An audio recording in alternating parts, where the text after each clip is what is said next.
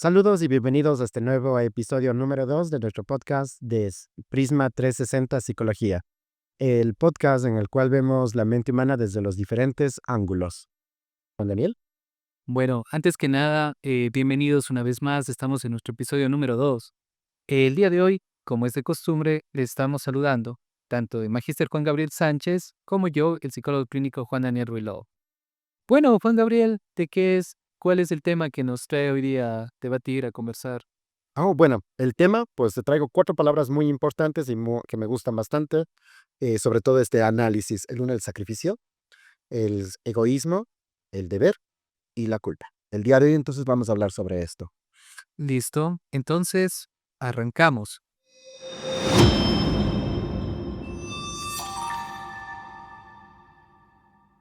Bueno, vamos a comenzar entonces con nuestro primer segmento, con nuestra primera temática, que es el autosacrificio masculino. Mm. Eh, y recuerda algo, los hombres tienden a autosacrificarse bastante y es una situación que muchas veces no te lo pide nadie. Y es muy divertida esta situación y pongámosle como ejemplo clarísimo. ¿Recuerdas la película Titanic? Sí, sí, muy famosa la verdad. Hay una escena que a mí me encanta en el Titanic, que es una escena que ha generado todo tipo de polémicas y tal vez el público en los comentarios va a generar situación. Jack había en la tab, pero se sacrificó.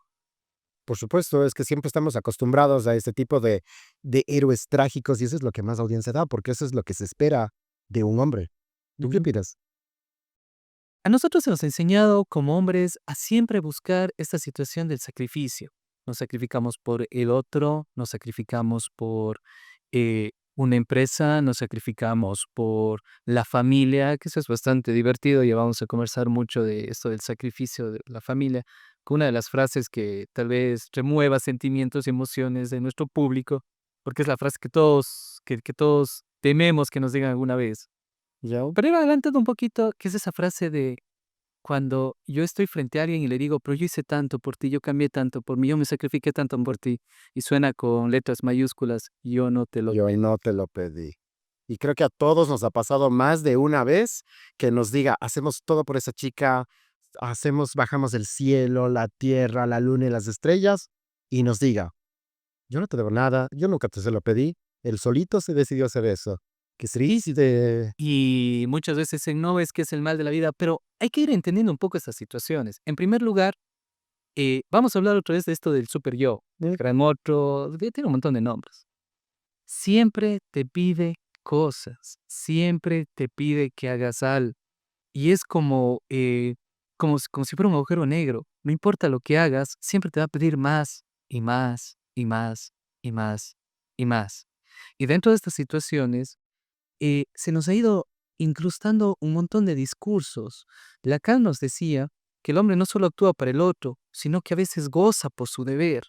Pero ese goce se paga con el cuerpo, la mente, los vínculos. Y si no se trata de ser héroe, sino de ser humano, ¿qué crees que pasaría? Mm, no se trata de ser héroes, sino de ser humanos. Es que Pero es que nos enseñaron a ser héroes y que los héroes no piden ayuda a nadie y que el héroe es un mártir, que el héroe se sacrifica por el otro. Y eso es ser una buena persona. Y eso creo que es lo que nos han enseñado a todos, que debemos ser buenas personas y que sobre todo no ponemos este límite de decir no, hasta aquí. Y no hay este paso en decir, es que es algo que no me va a ayudar, que no va a contribuir a mi vida. Entonces, no, no, jamás nos estamos acostumbrados a ese tipo de cosas. Nos han enseñado que incluso si es que tú dices no y no eres, como es muy cuencano, creo yo, comedido, hacendoso y demás, entonces te dices, eres mala persona. Porque eso nos dice. Y aquí viene esta situación que es tan terrible, que es el sacrificio del hombre, porque se espera que el hombre se sacrifique.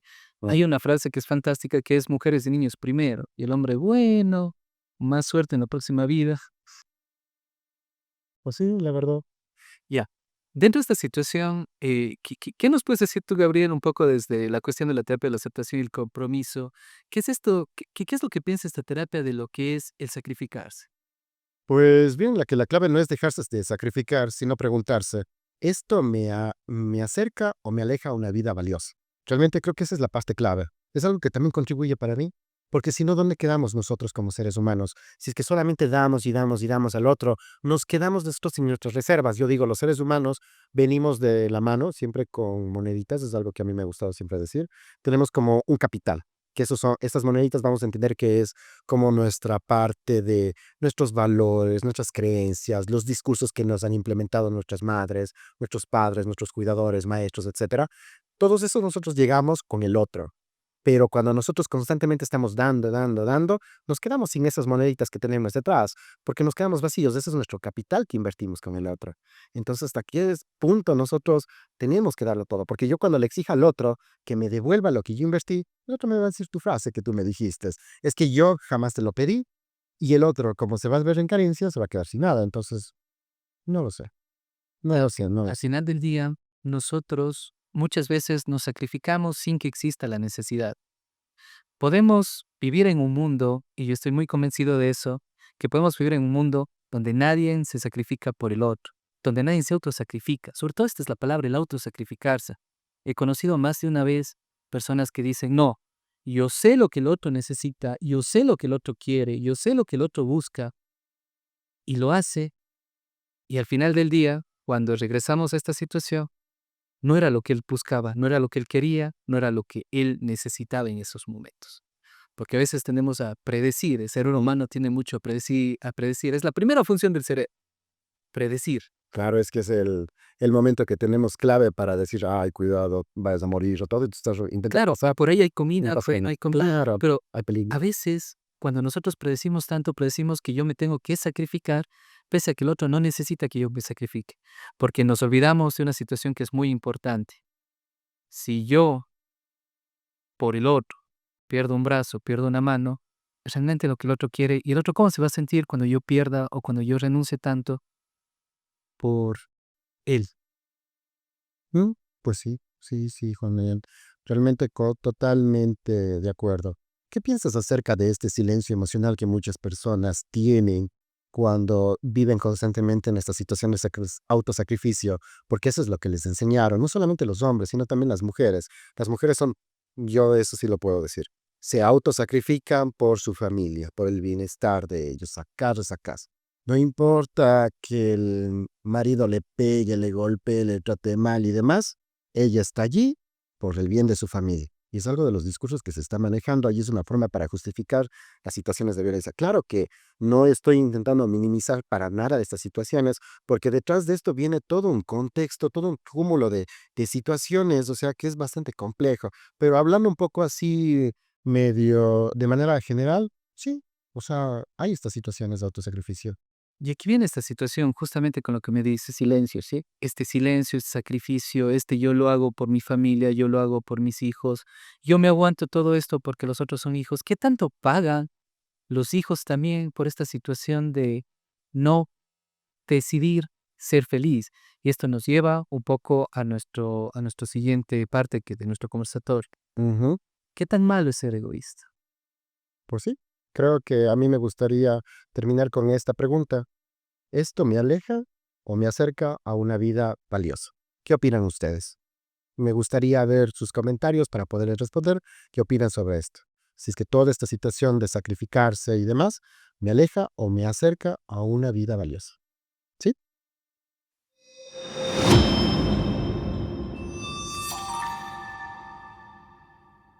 Continuamos con la siguiente parte, pues nos quedamos con una interrogante bastante grande. ¿Qué tan malo es ser egoísta, Juan Daniel?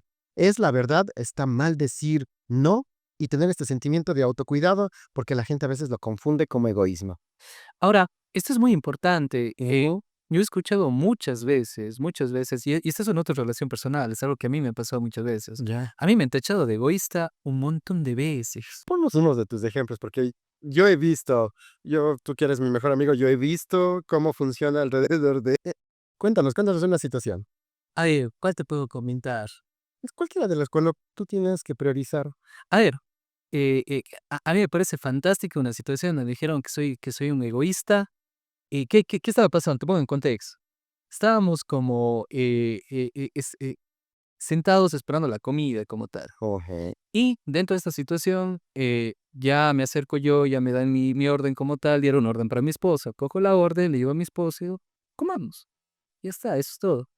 Y por ahí siempre sale la señora sentada por ahí, que en este caso era una compañera que dice, ay, pero qué egoísta, ya te vas a comer a servir y no esperas que estén todos los otros. Yo soy como que, tengo a mi esposa, me tengo a mí, es lo que me importa. El resto, ojo, gracias. O sea, no es mi problema, no es mi conflicto. Y me dijeron, pero no, que eso es ser egoísta, que eso es ser malo.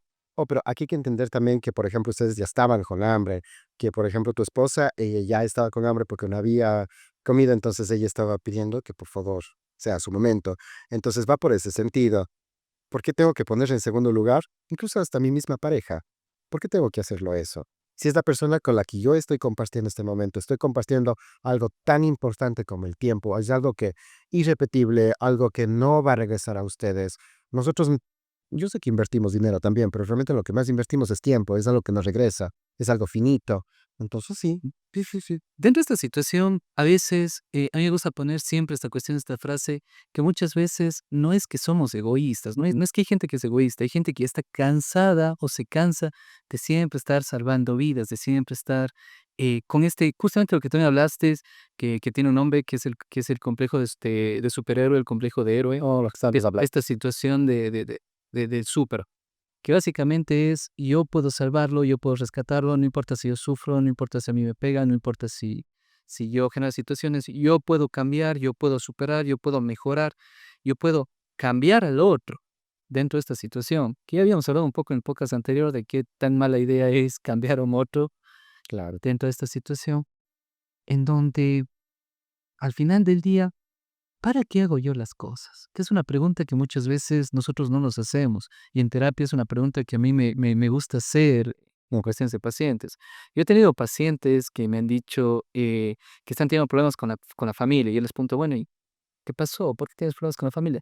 Me dicen que no les doy tiempo. Digo, no les estás dando tiempo. ¿Y a qué dedicas tu tiempo? Dice, no, es que estoy trabajando por mi familia. Y yo suelo decir, Estas ambivalencias terribles que llega, que dicen, no, es que no me da el tiempo suficiente, pero está haciendo todo lo posible, es la única persona que es la cuidadora, es la única persona que realmente tiene que trabajar porque si no, no hay para los alimentos. Entonces pasan así. Eso pasa bastante en los casos de adolescentes. Te contaré, cuando le exigen muchas de las veces tienen ahí padres ausentes y solamente está mamá a cargo y mamá tiene que trabajar porque tiene que trabajar. Y los hijos adolescentes exigen y dice, pues que no me das tiempo. Me compraste los zapatos, pero no me diste tiempo. Y la mamá dice, pero necesitamos comer, que es lo importante. en mi, Estás viviendo. en mi caso, creo que falta ponerle un poco de contexto cómo era mi paciente. Era un paciente que tenía un buen sueldo. Estaba haciendo horas extra para tener más plata. ¿Y por qué quería más plata? Porque pensaba que con más plata podía cubrir las deficiencias de su familia. Pero su familia lo que estaba exigiendo era el hecho de que O sea, están cubiertas las estar necesidades cubiertos básicas. todas las necesidades básicas. Ven. Tal vez tal vez si él no hacía las horas de extra, no podían irse a, qué sé yo, A Cancún. a Cancún. Tenían que contratarse e irse a Montañita. Pero al final del día, lo que esta persona hacía era justo esto de lo que estamos hablando, se autosacrificaba, porque él había entendido que la única forma del poder él sentirse valioso es sacrificándose por los demás. Es decir, que él sacrificaba su tiempo, sacrificaba su espacio, sacrificaba su salud, porque si él no hacía eso, no se merecía el hecho de estar con su pareja. Es una cuestión de merecer. Ya. ¿Y por qué él tenía que merecer? Porque él no podía ser egoísta consigo mismo, no podía decir, o sea, yo soy feliz con la situación. En algún momento son frases y son revelaciones que a veces resultan fantásticas. Alguna vez, cuando nosotros salimos, estábamos con Carlos Eduardo. Carlos Eduardo se mandó una frase que todavía me resuena a mí, Oye, que me resonó bastante, que fue una frase, cualquiera puede decir, chuta, es una frase X, pero a mí me resonó. ¿qué te dije? Me dijo, tenemos que aprender a merecernos las cosas. Oh, ya. Y yo dije, chale, me sonó y me resonó muy en lo profundo, porque a veces eso es lo que nos falta y eso es lo que a mí me faltaba en ese preciso momento, que era el hecho de aprender a que a veces no necesito yo sacrificarme por un algo, no necesito yo devolver algo, a veces necesitamos aprender a merecernos cosas buenas que nos pasan. Mm, claro que sí. Yo no sé si a ustedes ustedes que son personas de poner límites seguramente y decir que no, en algún momento estoy seguro que alguien les dijo, es que eres un narcisista, eres un egocéntrico, y a veces tienden a confundir entre ser egocéntrico como tal a poner un límite. ¿Qué opinas tú, Juan Daniel, sobre eso? Explícanos un poquito.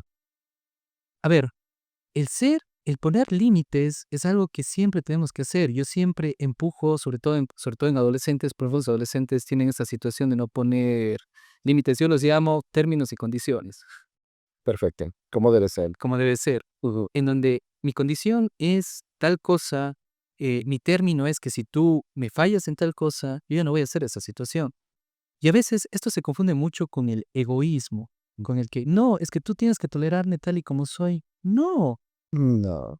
tenemos términos y condiciones. Si tú rompes una línea de un respeto, si tú rompes una situación que es importante para mí, ¿por qué estaría yo diciendo que es ser egoísta en la situación? Y es justo esto lo que tú me dices, que son los límites. Ujú. Si yo, si mi límite es esta situación, yo me voy a mantener con eso. Claro. Perdón, a mí me gustaría hablar un poquito acerca de los límites. Y a veces nosotros hablamos, es que hay que poner límites y todo, pero ¿qué es exactamente un límite, Juan Daniel? Pues es algo que yo no puedo tolerar, es algo no negociable, algo que a mí digo definitivamente no. Este es algo que me va a generar un malestar más adelante. Entonces, ese es nuestro límite. Y la única forma de conocernos, Juan Daniel, realmente es saliendo, o sea, viendo para allá, haciendo la prueba. ¿Tú qué piensas de esto? Yo pienso que es necesario, porque hay cosas que son, ya habíamos hablado de los no negociables, y hay cosas que a veces rompen completamente la situación que yo puedo tolerar. Como por ejemplo, si para una persona uno de sus límites es no puedo tolerar que tú me seas infiel, ¿Ya? y viene una infidelidad, si yo, eh, eh, pongamos un ejemplo de eso a mí que me encantan, de esos ejemplos explicativos. Tengo un matrimonio, ¿Ya? y en el matrimonio la otra persona me es infiel cuando yo dije que mi límite es que no sea infiel. Ujú. Ojo, es un ejemplo, pero, ¿ok? Es un excepto, sí, Sí, es un ejemplo. es un ejemplo. Y dentro de la situación de matrimonio, si existe infidelidad, rompe esa situación, a veces la otra persona viene y dice, es que tú eres un egoísta, no estás pensando en nuestros hijos, no estás pensando en todo el tiempo que te di, no estás pensando en todas las situaciones que hice. Y más bien la persona que me dice eso es la persona que es egocéntrica y narcisista, como si el mundo girara alrededor de él. Para generar culpa. Exacto. Porque el malo nunca voy a ser yo el que cometí el error, sino el otro. Y decir, me dejaste, Estás, no me prestaste tiempo, no hiciste eso, etcétera, etcétera. estás siendo muy drástico, estás siendo terrible. ¿Cómo se te ocurre hacer estas situaciones? Qué mente cuadrada que tienes. Estamos en otra época. Estamos en una época terrible. No, por eso siempre es importante al inicio de las relaciones hablar de esto y hablar también de cuáles son nuestros límites como pareja, qué cosas toleramos y qué cosas no. Yo siempre digo, tú estabas hablando acerca del contrato. Yo soy siempre mucho desde la parte material, de ver, o sea, en el sentido de, tiene que ser concreto, escriban una hojita. No sé si ustedes han visto este programa de Big Bang Theory, que a mí me gusta mucho Sheldon, tiene escritos para todo. Los contratos los contratos de amistad, los Sí, contratos de todo, compañeros, de sí. todo. Esto es genial, pero lo que a mí me gusta rescatar de esto es que están las normas claras y nosotros sabemos hasta dónde jugamos, hasta dónde podemos nosotros incluso ser flexible y cuándo no, cuándo son esos no negociables que habíamos hablado anteriormente con la miel. Y aquí viene también justamente la temática de todo este tema, el autosacrificio. Hay muchas personas, mujeres, hombres, que cuando existe esta situación y les rompieron la confianza o hicieron algo que viola completamente sus límites, deciden quedarse ahí. Y deciden quedarse ahí porque es lo mejor para el otro, porque pobrecito el otro, pobrecito los hijos, pobrecitos la familia, cuando eso es simplemente encadenarse a un sufrimiento que va a estar mantenido durante todo el tiempo. ¿Tú qué opinas, Juan Daniel, sobre la autocompasión? Porque decirme a mí mismo, bueno, pobrecito el otro, qué pena, ¿no será hasta cierto punto una autocompasión? Tal vez esto debería ser entendido como una debilidad o no, o estoy equivocado. No, la autocompasión desde la ACT es una cosa fantástica. Todo mundo se compadece de todo mundo y es una cuestión que a mí me parece fantástica porque es, no, se da sobre todo en los hombres y se da sobre todo en los hombres porque es muy, muy de hombres generar esta situación del compadecerse del otro. Ya. Por eso es una cuestión que generalmente yo digo y hasta ahora no me han criticado mucho. La hermandad entre hombres es una cuestión que se da de forma natural. La Ujú. hermandad entre mujeres tiene que trabajarse. y tiene su propio nombre, que es la sororidad. Opa. ¿Cómo me decías que era la palabra? Es una falsa. Sororidad, que viene de sorora, que significa hermandad, hermana. Ya. Es fantástico porque yo recientemente me descubrí de dónde viene la palabra sororidad, que le descubrí en un libro que se llama La tía Tula. Ya. Fantástica la tía Tula, me encanta la tía Tula, me encanta cuando ve y dice, en fin, hombre. ¿Me puedes explicar entonces cuál es esta diferencia? Sé que nos estamos desviando un poquito, pero yo creo que sería bueno para todas las personas que nos están viendo y nos escuchan que nos puedas explicar esta diferencia entre la hermandad. Y la sororidad. Eso. La una se da de una forma un poco más connatural porque a las mujeres les enseñan desde pequeñas a competir entre ellas. Ok. Compite entre ellas, tiene que ser más guapa, tiene que ser más bonita, tiene que ser una situación. Y es una cuestión que se va generando. A mí me encanta un chiste que explica bastante bien Ujú. cómo se da la hermandad entre hombres y cómo debería darse la sororidad. Supongamos que tú, Juan Gabriel, no llegas a la casa Ya. y me llama y me dicen, ¿dónde está el Juan Gabriel? Mi respuesta va a ser, ya está yéndose, todavía Ya está en camino. Pasó toda la noche conmigo. Estábamos jugando y pues. si le preguntas a 7, 4 te dicen que estuvo con ellos en la noche y los últimos 3 dicen que todavía está ahí. Exacto, sí. Ahora, es complicado porque muchas veces en las mujeres no se maneja tan bien la cuestión de la sororidad. Van a decir, no, no está conmigo, no, chuta, oye, ¿y ahora dónde estará? Y comienzan a generar esta cuestión de los rumores, del chisme, de oye, no sé qué. Mientras los hombres, los 7 van a estar llamando diciendo, oye, me llamaron, carajo, ¿dónde está? Al rato, Dice que es interesante también porque, por ejemplo, en ese sentido, bueno, no sé si nos vamos a desviar un poquito, pero en ese sentido los hombres somos como más directos y directo a lo que se necesita, al conflicto y se soluciona. Es un momento estresante, pero simplemente se libera esa tensión y chao, sea como sea, se libera y chao. Mientras que las mujeres generan este rumor y esto es hasta cierto punto perpetuo en el tiempo y cada vez va creciendo, creciendo, creciendo. No lo sé, no lo sé. No me junen, por favor. Dentro de esta situación es importante porque regresamos otra vez a la situación del egoísmo, a la situación del ayudarse, de la situación del autocuidado, que justamente partimos desde ahí. ¿Qué es esta cuestión de la autocompasión? Si nosotros habláramos acerca de una situación y me contaran, chuta, el Juan Gabriel no duerme en la casa y dijera, chuta, pobre Juan Gabriel, algo malo debe haber pasado. Él no es así, algo debió haber pasado alguna situación complicada, tal vez está muy triste, tal vez tenía que desfogarse, tal vez peleó con su pareja. O sea, yo te compadezco y busco justificarte a ti de todas las maneras posibles. Ujú. Más que juzgarte. Más que juzgarte, busco compadecerte, o sea, en el sentido de, alguna razón debe tener. Ya. Y es lo mismo que pasa, por ejemplo, en esto de la hermandad de los hombres. Cuando un hombre es infiel es como que chuta, capaz no te dio el cariño que necesitabas, capaz no era buena. Yo sí te dije que la man estaba medio mala.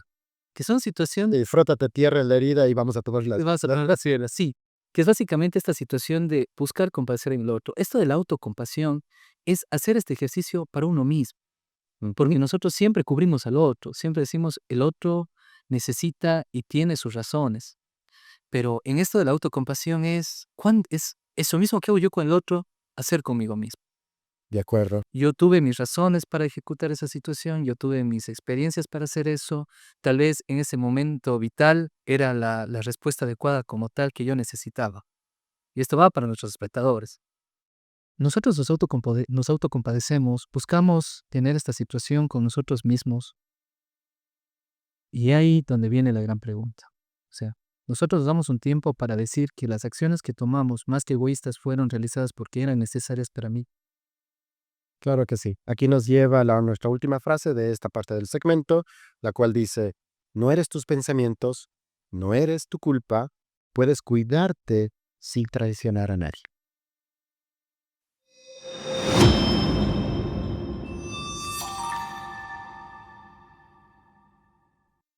Bueno, ahora vamos a hablar un poquito sobre una situación que es importante en el autosacrificio, que es el trabajo, la identidad y la autoexplotación. Aquí sí me gustaría trabajar desde la perspectiva de Byung-Chul Han. Es un Ujú. filósofo coreano, nombre difícil, fantástico para hablar de... ¿Por qué? Byung-Chul Han, él afirma que nosotros estamos viviendo en una sociedad del cansancio. Hay un libro muy bueno de él que se llama La Sociedad del Cansancio. Y en una de las partes del libro, él define que antes la sociedad era de control tipo de Foucault, en donde tú tenías a alguien que te veía, que te controlaba, que te decía. Pero hoy en día ya no funciona así. Hoy en día tú eres tu propio esclavo. Hay una frase que es muy potente de Byung-Chul Han que a mí me encanta, que es: toda la vida hemos tenido esclavos. Habitemos esclavos en la sociedad esclavista, teníamos el campesino en el feudo, teníamos al proletario en el capitalismo, y todos ellos tenían una situación de esclavitud, una fuerza que a ti te obligaba a que tú trabajes, a que tú te entregues a esa fuerza. Pero actualmente es más feo todavía, porque ahorita no solamente eres un esclavo que tiene que sonreír. ¿no? Y estamos con todo nuestro uniforme de trabajo y demás, que a la final esto se vuelve todo este segmento de esclavitud, de forma y demás, que tienes que hacer de una forma, levantarse a tal hora. Y muchas veces, no sé cuántos de ustedes han estado constantemente estresados y llega un momento que dice, ¿qué estoy haciendo de mi vida? Y es este miedo al sentirme vacío y tratar de acumular tantas cosas y hacer un millón de cosas para sentirme hasta cierto punto valorado, este miedo al fracaso que muchas de las veces es en silencio. Y no solo eso, ahorita nosotros tenemos una cuestión que y yo les hago un reto, y les hago un reto a todos ustedes. Ustedes revisen un poco sus redes sociales y van a tener al menos 3, 4 videos de autosuperación. Tienes que ser más fuerte, tienes que ser más guapo, tienes que ser más inteligente, no pierdas tu tiempo, no te dediques a una situación, no descanses, no juegues videojuegos porque si tú juegas videojuegos estás perdiendo tu tiempo, se te está yendo la vida, tienes que ser más productivo, ser no sé qué. Sí, ser más productivo y justamente la vida ahora se está pensando que es como tener un cronograma de actividades como si fuéramos una empresa y decir, me levanto a las 5 de la mañana, me voy a hacer ejercicio, luego voy a hacer esto y postear en las redes sociales también que estoy en el gimnasio, que ya me tomé mi café, que estoy camino al trabajo, que estoy trabajando, que pasa todo eso. En la noche veo a mi familia, que soy un buen papá, que estoy allí. Entonces es como que me validen lo bueno que soy. Sí, pero no solo es eso, sino que te han convencido hasta tal punto en que tú realmente estás convencido de que eso es ser mejor y es ser bueno. El tener que trabajar un mundo, el tener que dedicarte a eso, el tener que hacer horas extra, porque a mí me fascina esto, porque antes te tenían que pagar si estabas sobrecapacitada. Era como que, chuta, yo soy el que puede arreglar todas estas calderas de aquí. Si ustedes me despiden o si ustedes me pierden, vean quién les arregla las calderas. Yo soy la empresa. Yo soy la empresa. Y básicamente esa era una situación donde te ponía a ti con tu proveedor una situación de negociación clara. Exacto. Donde tú puedes decir De negociar tus términos, tus términos. negociar tu sueldo. Ahora es, bueno, patrón, lo que usted diga, porque detrás de mí hay 100 personas igual de capacitadas que mí y uno comienza a auto imponerse esta esclavitud, a este miedo. Ajá. Y Realmente, es justo lo que decía Byung-Chul Han. Sonríe mientras eres un esclavo. Qué feo que es eso, porque al final del día, eh, nosotros nos estamos sobrecapacitando de una forma terrible. ¿Para qué? Para que el otro tenga más dinero de mis cosas, para que el otro esté más feliz, para que mi jefe me dé económicamente mejor, güey. Y eso se aplica en absolutamente todas las situaciones y todas las cosas que se generan. Por eso, actualmente, por ejemplo, las cuestiones de entretenimiento, me encanta traer las cuestiones de entretenimiento acá. Nosotros tenemos vamos con los videojuegos, tenemos videojuegos que son triple A, cuádruple A, por ahí dijo una empresa loca que no la voy a mencionar, que todo el mundo le dijo: "Brother, cálmate, sí, sí, bájale dos rayitas, los retos, por favor, todavía no, por ahí no es", no es. en donde, tenemos que tener los mejores gráficos, tenemos que tener las mejores cosas, tenemos que tener, la mejor campaña y comienzan a perder una situación que es importante, que es esto que yo le llamo el alma de las cosas. Ujú. A mí me encanta, por ejemplo, una empresa francesa que sacó un solo videojuego. ¿Has visto tú el episodio de Bob Esponja donde pelean contra Neptuno en hacer hamburguesas? Ah, ya, Y Neptuno saca un montón de hamburguesas, todas bien hechas, todas sí, y lo hice inmediatamente así de exactamente, con todo ese, y Bob Esponja, magia y todo, sí, sí. sí, Bob Esponja saca una sola que está hecha con amor. Sí, y es tan bonita la paciencia, la dedicación que le hace, como la RU. Entonces, el detalle realmente detrás de eso, y lo que tú dijiste, hecho con amor. Creo que a todos nosotros nos gusta nuestro trabajo, o bueno, a muchos de nosotros nos gusta nuestro trabajo, pero también hay que poner estos límites. Y a veces cuando nosotros estamos como tan eufóricos de lo voy a hacer mejor, me voy a poner la camiseta por esta empresa y demás, y continuamos, nos olvidamos de lo más importante que somos nosotros. Por ejemplo, en terapia ha habido muchas personas que dicen, me gusta ir al gimnasio, me gusta tener este físico, pero estoy cansada de la dieta, estoy fastidiada de la dieta. ¿En qué momento en qué momento más bien a nivel social el descansar es un acto de valentía? Y es justamente esto lo que decía Byung-Chul Han, y estamos justamente para un poco ir cerrando esta parte que íbamos a hablar. Byung-Chul Han, a mí me encanta, sobre todo porque por una frase que lo catapultó, que el verdadero acto de rebeldía y de revolución que podemos hacer actualmente, lo único que podemos hacer es no hacer nada. Es no hacer nada. La verdad, no nos vamos a morir. Sí, y eso es tan potente porque todo el mundo espera que tú trabajes, que tú estudies, que tú llegues 10 de la noche. ¿Y cuántos de ustedes aquí en el público están en la misma situación? Llegan cansados de su trabajo, 10 de la noche, y dicen, voy a tener que ahora leer este libro porque si no, no voy a mejorar y yo quiero ser lo mejor. Y una cosa que a mí me parece, que me parece muy frustrante, que he escuchado en mis pacientes, que es, yo quiero ser la mejor versión de mí mismo. O sea, la del presente ya. Sí, y básicamente es, bueno, ya, ¿y para qué? Ya, Sí, chévere, ¿cuál es tu objetivo? Saben decir, es que yo tengo que ser mejor. Y mi pregunta es, ¿para qué? exacto. ¿Para qué? Y me saben decir, ¿por qué tengo que ser mejor? Y resuena otra vez la pregunta, ¿para qué? ¿No? Y a veces no tiene una respuesta, porque se nos ha metido tanto en la cabeza y nos ha bombardeado tanto con la idea de que tienes que superarte y tienes que ser mejor, que se nos olvida una situación. Si una persona anteriormente, cuando tal vez podíamos estar un poco más tranquilos, un poco más libres con nosotros mismos, Ujú. si el hombre del caldero, que arreglaba las calderas de la empresa, decía, voy a aprender a arreglar ahora motores, tú le preguntabas, ¿para qué? Para que pague más. Exacto. Y ahora cuando tú le preguntas a alguien que dice, estoy sobrecualificado en mi trabajo y quiero estudiar más, y ser mejor, y ser mucho más fuerte en esta situación, mi pregunta es, ¿para qué? Se van a decir, no tengo idea, porque lo hemos mecanizado tanto Que se perdió el alma, se perdió este gusto de vivir. y justamente hacemos tanto, pero hacemos tantas cosas, pero no hacemos esa cosa que como habíamos hablado de Bob Esponja y Neptune, se hace con amor. Ujú. Recuerden que no se trata de trabajar menos, se trata de trabajar con sentido, con esta alma. No se olviden nunca de eso. Si no, le perdimos el objetivo y el propósito a vivir. Mm.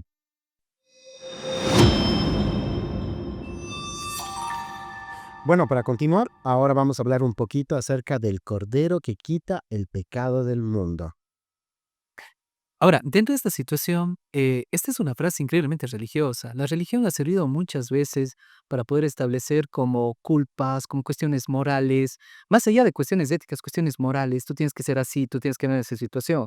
Ciertamente, aunque Byung-Chul Han nos dice de que ya no es tan necesario estas grandes entidades, porque ya el hombre solito se pone sus cadenas, solito se va al trabajo y solito está como Sísifo empujando la piedra. Empujando la piedra durante el monte Terremoto, todos los días, luego baje y toda esa situación. es repetitivo. Eh, hay esta situación que viene con esta carga moral, como decía Byung-Chul Han, de no hacer nada. Y dentro de esta situación, muchas veces pasa también con la situación de la culpa por el descanso.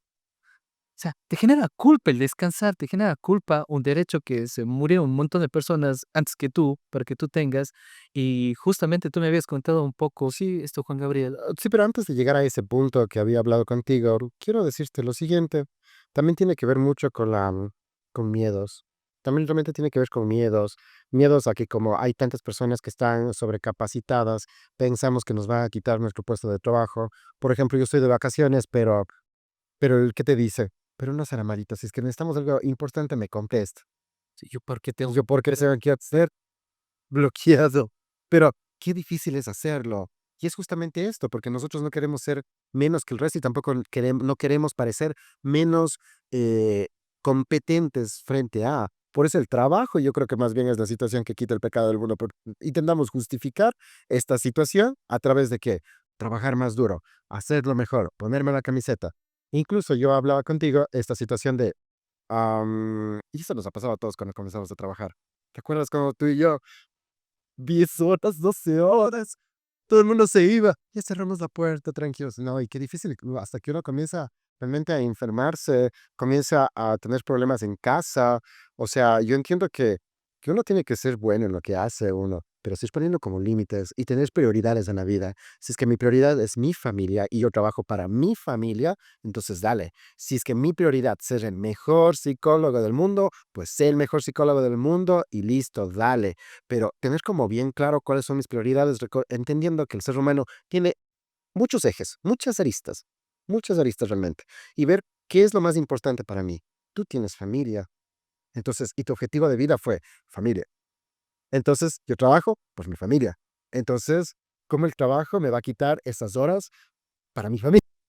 Entonces, es como un poco incongruente. E incluso esta situación de que la gente también habla mucho de que el descansar es sinónimo de que te vas a aburrir.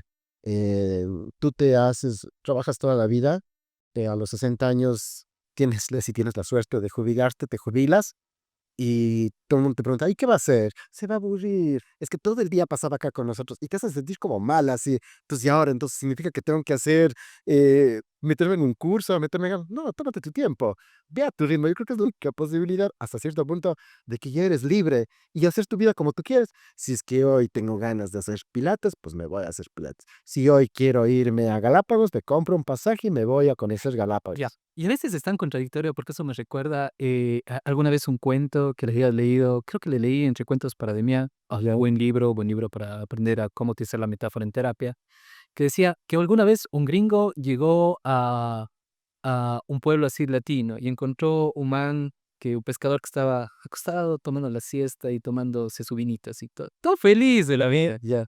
El gringo dijo: "Chuta, qué feo que es esto, si ustedes si vivieran en Estados Unidos, usted, se estaría trabajando todas las horas para conseguir mejores cosas". Y el pescador le dijo: "¿Para qué?". Y el gringo le dice: "No sé, para conseguir una embarcación más grande, mejores anzuelos". Puedes tener la fábrica y Y te puedes sí, y tener el otro decía: hacer "¿Para qué? Es que luego vas a conseguir una fábrica, ¿para qué? Para que luego tengas mucho dinero y puedas hacer que otros trabajen por ti". Y el otro decía: "¿Para qué? No sé, para que cuando tengas unos 60, 70 años puedas acostarte, echarte una siesta y tomarte unos vinos a la orilla del mar". Y ya lo estoy haciendo. Y sí, sí, y a veces es tan incongruente esa situación que viene a través del autosacrificio y la culpa por el hecho de yo no querer autosacrificarme por los demás. Si Jack se hubiera subido a la tabla, todo el mundo hubiera dicho: "Chuta, pero no es nada egoísta el razón". Sin tabla la tabla los dos. Dice que esa no es estabilidad, pero yo no creo nada. Yo vi un documental donde lo hacían con el cálculo y todo, y decía: sí entra en la tabla, sí entraba en la tabla". Y es muchas veces esa situación que a nosotros nos va matando, que es la culpa. Una de las cosas que tanto a mí como a mi esposa nos molesta mucho de la tradición religiosa, es una situación en la que tú estás en la misa y comienzan a decirte: "Por mi culpa, por mi culpa, por mi gran culpa". Dentro de esa situación con golpe en el pecho y todo, ¿culpa de qué? Y es todo un simbolismo. Oye, qué difícil que es como, por ejemplo, trabajas también en terapia con las personas que se han regado tanto con la culpa de que tú eres el malo, tú has hecho esto, y es tu culpa, por eso estás metido en estos problemas. Y es así, no les permiten caminar. Es llevar constantemente esta piedra subiendo el monte, es llegar a esto, que es Y constantemente. es justamente esta situación donde siempre, siempre, siempre alguien tiene que pagar la culpa de las cosas, y alguien tiene que ser el culpable. Y es a veces bastante fuerte, por ejemplo, a veces cuando tenemos situaciones de trabajo con adolescentes y viene la mamá y dice: "Es que es mi culpa porque yo cuando chiquito le gritaba", y ahora aquí es como que, señora, o sea, capaz Dígale que asume su responsabilidad. capaz Déjelo ya. capaz no fue lo mejor gritar, Sí, no fue. pero le gritó cuando tenía 7 años, pero ahora tiene 15. Y no se va a traumar por eso. Ojo, no se van a traumar por ese tipo de situaciones. Yo sé que no es lo mejor, pero bueno, no es algo que va a llegar a la... Que a veces a mí me encanta poner una situación porque yo siempre sé poner esto como ejemplo. Perdón, antes de irnos por otro ejemplo, que los tuyos son fantásticos, sí me gustaría hablar un poco más acerca de esto de los adolescentes y las madres, cuando hablan acerca de, es que es mi culpa, por esto hice. El chico ya está formándose, casi es un adulto, dentro de los añitos va a poder hacer muchas cosas ya de adulto y va a ser responsable de sus actos frente a la ley. Entonces dice, no, es que mi mamá me hacía esto cuando era niña. No, no, no, es tu vida, Ujú. es tu vida. ¿Tú qué vas a hacer con eso? Eso es muy diferente. Es que yo quisiera que aquí más bien tú me ayudes y me expliques, expliques un poquito mejor para que no se entienda que no significa tampoco que estamos diciendo que no asumamos la culpa o la responsabilidad más que la seguridad, más que son palabras totalmente diferentes. La responsabilidad de mis actos. Aquí es un hecho de que debo yo responsabilizarme de lo que yo estoy haciendo. Si es que yo tomo alcohol, no puedo culpar a mis padres, que tal vez no me dieron la mejor situación. Me dieron lo que ellos pudieron darme en la situación y en su momento con los recursos que ellos tuvieron. Pero actualmente soy yo. Con mi responsabilidad, yo tengo que romper ese círculo. Soy yo. Y es justamente esto, que a veces nosotros tenemos un terrible miedo a actuar o dar una consecuencia sobre el acto que tome el otro. Ujú. A mí me parece fascinante porque es una situación que yo siempre pongo como ejemplo, que me suelen decir, veo a guaguas que se botan al piso, que están en un berrinche terrible, y mi Dante, mi hijo, que se llama Dante, nombre pro, que me hizo berrinche una sola vez en la vida, una sola vez en la vida. No tuve que golpearle, no tuve que gritar, no tuve que hacer nada más que cogerle mi cagato. Le levanté. Le dije, si no te portas bien, no te doy piso. Y dijo, ok, es que no te lo pide.